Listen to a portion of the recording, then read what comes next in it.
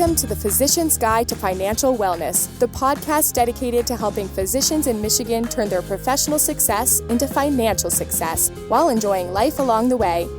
And now, here are your hosts, Andrew Mushbaugh and Trent DeBruin.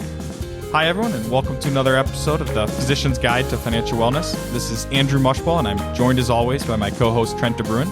And today we're going to talk about what we found to be the biggest question or unknown people have as they look to make that transition into retirement, which is understanding how they'll fund retirement when they are no longer earning a paycheck from their employer. And we know it can be overwhelming looking at the various investment accounts you've saved to over the years, along with the Social Security statement, and trying to piece together how you'll use these in retirement to live off of. On top of that, it can be tough to understand whether you can sustain the lifestyle you want throughout retirement based on what you've accumulated. And if you've listened to any of our other episodes, you'll know we're big fans of trying to simplify things wherever possible, because we know half the battle with managing your finances is conceptually trying to wrap your head around how all the different pieces fit into your life. And with that in mind, today we're going to walk through how to create your retirement paycheck through a 5-step process. And we apologize in advance to all the listeners who are hoping to hear a lot more jargon on the podcast today. Yeah, it's definitely a delicate balance of going too far in the weeds versus knowing we don't need to explain things to Michael Scott like he's a 5-year-old. And yes, we both probably watch a little bit too much of The Office. But going back to creating your retirement paycheck, like I mentioned, we're going to walk through a 5-step process of how to do this both from a high-level perspective and also going a little bit into the weeds of how to maximize the retirement phase and what you should be aware of. So with that in mind, Trent, why don't you kick us off with that first step? Yeah, so like most areas of financial planning, you don't want to put the cart before the horse, which is why the first step is always to get organized. And when it comes to getting organized with creating that retirement paycheck, you want to know 3 key areas. The first is how much you expect to spend in retirement, which takes into account expenses that will go away, mortgage is gone, kids are out of the house, etc., as well as additional expenses that will come in. More travel, a second house, more money spent on hobbies and going out to eat, things like that. You also want to account for some of those lumpier purchases, things like car purchases, home repairs, potential weddings to pay for, other things like that. But for the purposes of this episode, we'll plan to lump your expenses together to get one total annual expense. And it's okay if you don't know this exact figure off the top of your head. The important part is to at least get a ballpark number that you can refine over time. And the second key area with getting organized is to understand your income sources. So for most people, this will mainly just include Social Security. However, we know for some people, there might also be a pension or potentially some part-time work you plan to do for a few years in retirement. So the idea is just to understand all your potential income sources in retirement. And the third part of getting organized is to list out all the investment accounts you have. These include IRAs, Roth IRAs, 401ks, 403bs, 457bs, 401as, taxable investment accounts, and bank accounts. So you'll want to know what the total amount is between all of your different investment accounts. So as a simple example to put some numbers behind this, and we'll carry this example throughout our conversation today, let's assume you'll spend $120,000 per year, you'll have $60,000 per year in Social Security, and you have $2 million of total investment assets. After you're organized, the next step is to make sense of what these numbers mean in the context of your retirement and how you'll use that combination of your income sources, in our example, just Social Security, and your investment accounts to fund your $120,000 of annual living expenses in retirement. So Andrew, why don't you walk through how to fit these pieces together? Yeah, as people get closer to retirement, most of the time they're aware of the different account balances they have, along with a rough idea of what Social Security will be. But then it's hard to understand if A, this combination is enough to retire and sustain them throughout retirement, and B, logistically, how these different pieces will actually fund their retirement. So using our example of spending $120,000 per year with $60,000 of Social Security and $2 million of investment assets, we'll break it down into what it means for creating your retirement paycheck. And when thinking about your retirement paycheck, we start by taking your annual living expenses minus Social Security or your total income sources to figure out how much you'll need to withdraw from your investment accounts to fund your lifestyle. So with $120,000 of annual expenses and $60,000 of Social Security, that means half of your annual retirement costs are covered from Social Security, and the other $60,000 of living expenses will need to come from that $2 million of investment assets you saved up over time. And with most areas around your finances, it's helpful to conceptually break things down into smaller bite-sized pieces to wrap your head around this paycheck. And with $120,000 of spending, that equates to $10,000 per month that you'll need, which we already discussed that Social Security will make up $5,000 of that each month. And to fund your lifestyle, you'll then need to have the additional $5,000 per month coming from your investment accounts. And logistically, to make the transition, we found it's easiest to keep things as consistent as possible cash flow wise to replicate what it was like getting a paycheck while you were still working. And to do this, it's helpful to set up a recurring monthly distribution from your retirement accounts into your checking account where you're spending from. And this could be $2,500 2 times a month or just $5,000 per month on the first or last day of the month. And from a high level, those monthly automatic recurring paychecks from your investment accounts are the best way to keep a rough idea of what you are spending and give you the peace of mind around knowing that you have money coming in each month without always having to think about where the money is going to come from, logistically at least. And that allows you to at least better enjoy your retirement. Now, that's just purely from a logistical standpoint, but the next logical question is, can I afford to take out that $5,000 per month and sustain it throughout retirement? Yeah, and this is another hard part for many people to wrap their heads around, mainly because during your working years, you have a steady paycheck coming in from your employer while you're also saving to your accounts as opposed to withdrawing from them.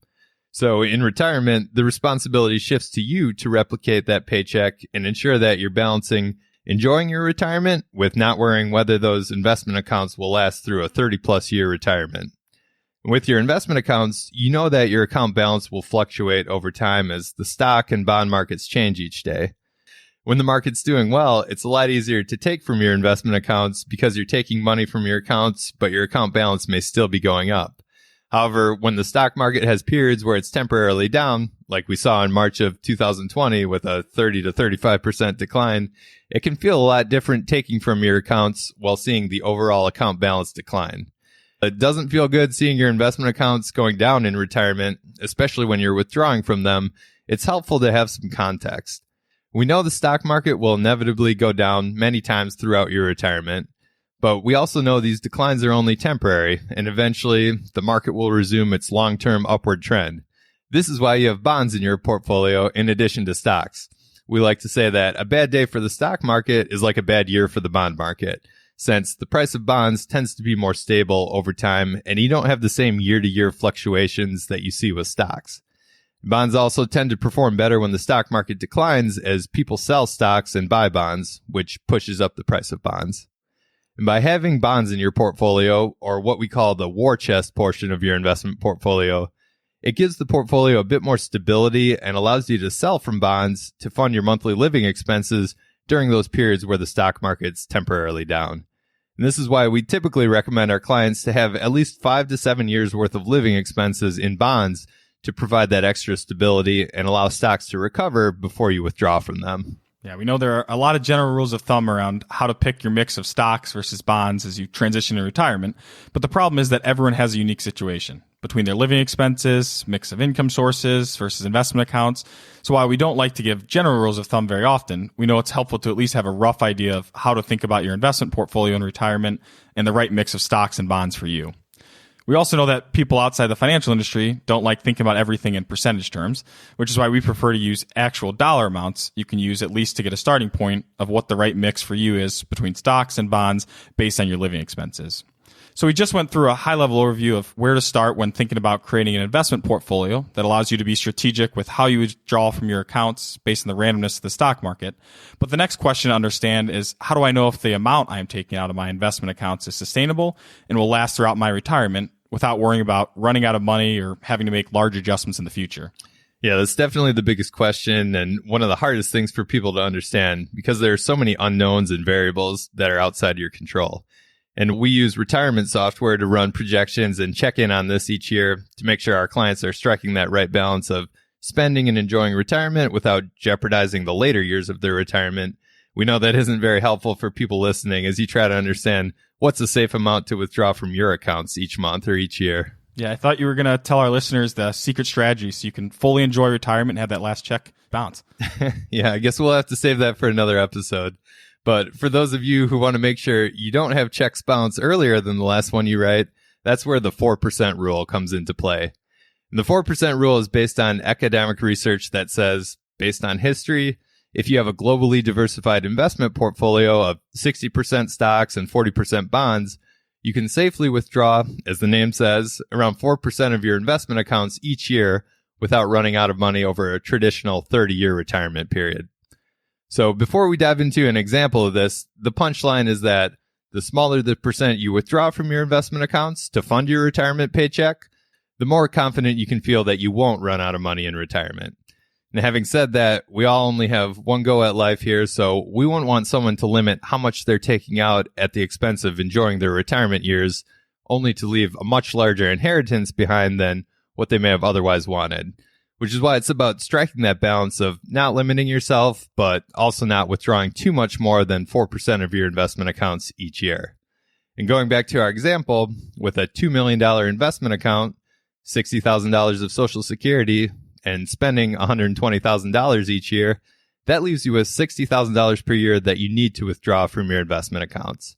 And the math to calculate your withdrawal rate is pretty simple to understand whether it's a safe withdrawal rate in terms of being below 4%. You just take $60,000, the amount you need to withdraw from your investment accounts each year to fund your retirement paycheck, and divide it by your total investment account balance, which in our case is $2 million. And that gives you your percentage withdrawal rate, which in our example means your withdrawal rate is 3%. So based on the 4% rule, you can feel confident that you aren't overspending. Although, of course, we have to add in the caveat that the future is unknown, so there's no guarantee that the 4% rule will continue to hold going forward, but it's a reasonable assumption to start with, and we always recommend revisiting your investment withdrawals each year to make adjustments if necessary. Now, what we just described is a really clean example, which was meant to illustrate how the 4% rule is applied. But if you're like most people, you'll retire before age 70, and you may not file for Social Security right away. So when you're running these numbers for your situation, prior to Social Security starting, you may end up having a 5% or 6% withdrawal rate for a few years, and that could cause unnecessary concern. We want you to know that having a few years where you have a temporarily higher withdrawal rate may be okay for you, because that means you're delaying Social Security to future years, which means the annual Social Security payment you'll start receiving in the future will be higher than it otherwise would have been. And therefore, that'll make your withdrawal rate from your investment accounts even lower in the future, because Social Security will make up more of that retirement paycheck that's funding your lifestyle. And the concern with higher withdrawal rates is if they're over a longer period of time, not based on one-off years where you may have lumpier expenses, or if your withdrawal rate is temporarily higher because of delaying Social Security. And knowing that everything doesn't usually work out as neatly as it did in our simple example, that's why we have retirement software to factor in all the different variables like taxes, Social Security, market returns, etc. But the 4% rule is a great starting point to at least get an idea of whether you have a sustainable withdrawal rate.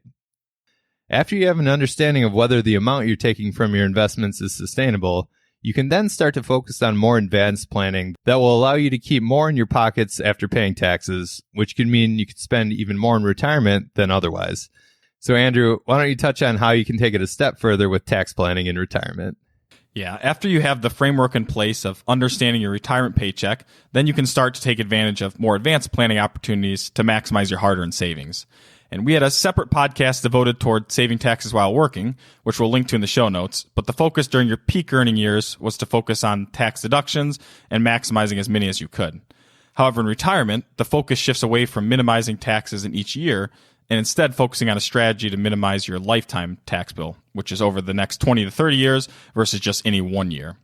And you want to start with a big picture tax strategy, looking over the next 20 to 30 years, and then back into what to do each year along the way so there are no surprise jumps in your taxes down the road. And if you're like most physicians, you've accumulated a large pre-tax account balance between IRAs, 401ks, 403bs, 457bs, and 401as from the years of maximizing those tax deductions while in your high-income earning years. And if you don't take advantage of proactive tax planning in retirement, then you may be hit with a big jump in your tax bill once you're age 72 and are required to start taking money out of these accounts, even if it's more than you'd otherwise want to. And this is where the best tax strategy in retirement typically ends up being one where you smooth out your tax bill. You do this by paying more in taxes earlier in retirement through some proactive planning strategies, which we'll discuss later on, versus trying to pay as little as possible each year and then having a large jump in your tax bill later in retirement. So before we go through how to think about tax planning and withdrawing from your investment accounts in retirement, we'll first walk through the different tax buckets you can have with your investment accounts. The first bucket is Roth money. This bucket is after-tax money, which you may have from making backdoor Roth IRA contributions during your working years. And what's great about this bucket is that the money and the growth will never be taxed again in the future when you eventually take money out of the account. The second bucket is traditional or pre-tax money. This bucket likely includes your 401k, 403b, 457bs, or traditional IRAs and rollover IRAs, which is likely your biggest bucket because these accounts are where you received a tax deduction when you made the contributions during your peak earning years. And the tax deduction was great when you were working, but now in retirement, you have to pay tax on every dollar that you withdraw.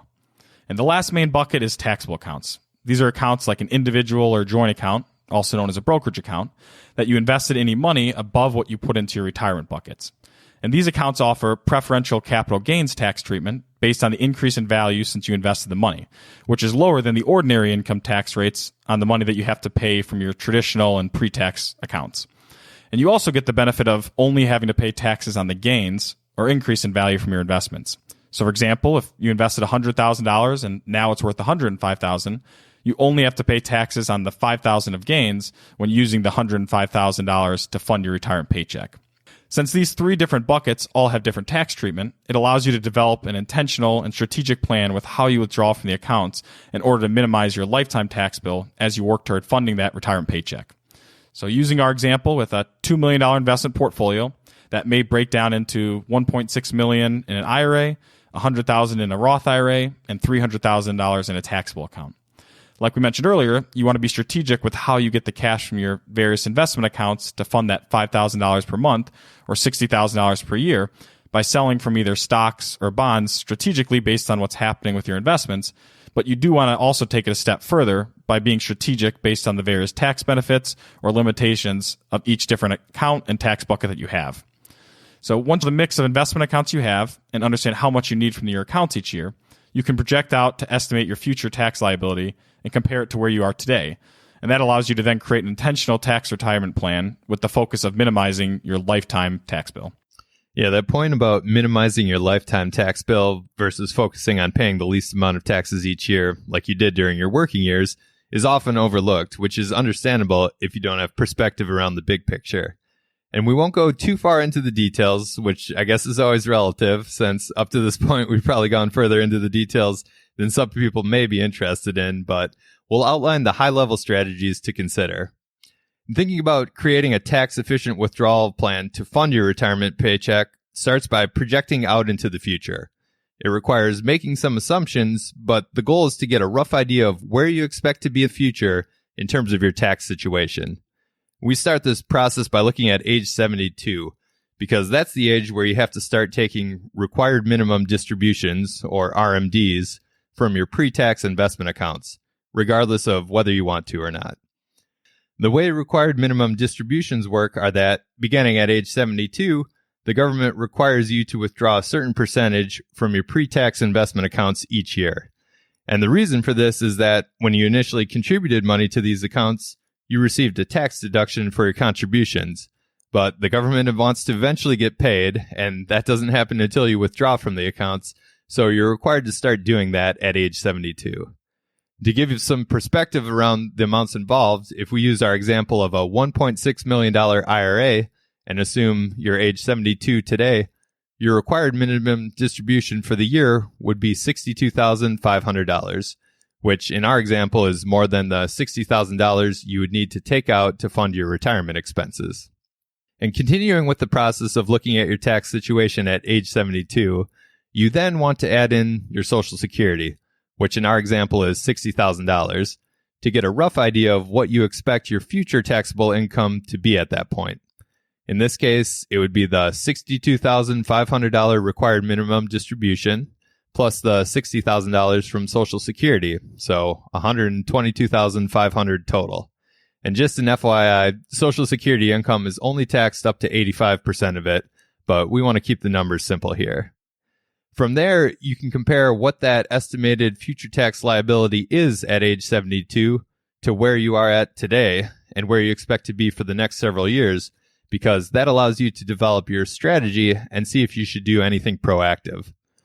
And if you wanted to minimize your tax bill each year in the early years of retirement, you just spend the money from your Roth IRA, which has no taxes on distributions, and your taxable account, which has that preferential capital gains tax treatment. So you could potentially owe very little in taxes for several years. However, that means your IRA account balance would likely continue to grow because you aren't taking any money from it. So under that scenario, if your IRA balance grew to $2.5 million at age 72, and that was the only account you had left to spend from at that point, your required distribution would jump from $62,500 to around $98,000, which means you'd then be taking out $38,000 more than you otherwise would need to fund your retirement, and thus you'd pay more in taxes than you need to. And that's where the surprise jump in tax bill comes from, and why the best withdrawal strategy from a tax perspective tends to be a smoother one where you pay a little more in taxes along the way in order to avoid a big jump in taxes down the road. The most common strategy to do this is by taking advantage of Roth IRA conversions, which are essentially transferring or converting money from your pre-tax IRA account to your Roth IRA account and paying taxes on the money you convert. And this has two main benefits. First, you pay taxes today at a relatively lower rate compared to the future, and then that money in your Roth IRA account grows tax-free and isn't subject to any required distribution during yours or your spouse's lifetimes. And second, it lowers the pre-tax IRA account balance that will be subject to required distributions at age 72. With a smaller IRA balance in the future, that's less that you're required to take out each year, and thus less you have to pay in taxes. This is where annual tax planning comes into play, and you fill certain tax brackets or buckets. So by doing these Roth conversions, you pay more in taxes in a given year than you would otherwise have to, but by doing that, it lowers your lifetime tax bill by saving you taxes in the future. And the exact amount is going to be different for everyone based on their unique situation, their mix of income sources and investment accounts, and their spending, among other factors. But you can see the concept behind this planning strategy.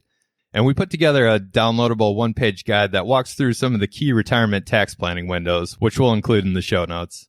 So the punchline here when it comes to tax planning in retirement is the importance of having an overall bigger picture tax plan and then working back into what proactive tax planning you should or shouldn't do.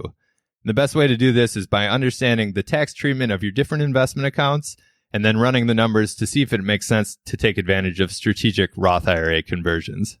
Yeah, like most things with financial planning, you need to first be aware of the strategies and opportunities out there and then see if they apply to your unique situation, which unfortunately it's hard to give blanket general advice here on how this applies to each person without knowing each person's unique situation. But by doing proactive tax planning, you can keep a lot more money in your pocket versus paying more in taxes, which may be able to help you enjoy retirement a little more or leave behind a larger legacy to charity or your children. As usual, by the time we get to the end of each podcast, we feel like we've covered a lot. And we always try to keep this in mind, especially around retirement topics, that while we regularly help people make these retirement transitions, we know it's always the first and only time for each person. So to wrap up and summarize everything we went through, step 1, you need to get organized, which again is a common theme, but you need to understand, at least roughly, your annual spending, income sources like Social Security, and the total of your various investment accounts. Step 2, understand what makes up your retirement paycheck, which is a combination of your income sources and withdrawals from your investment accounts. Step 3, once you know how much is required to withdraw from your investment accounts, you want to make sure the amount you are taking out is sustainable throughout your retirement, which you can use the 4% rule as a starting point. Step 4 is to be aware of the different tax treatments for your accounts. Roth IRA accounts are never taxed again.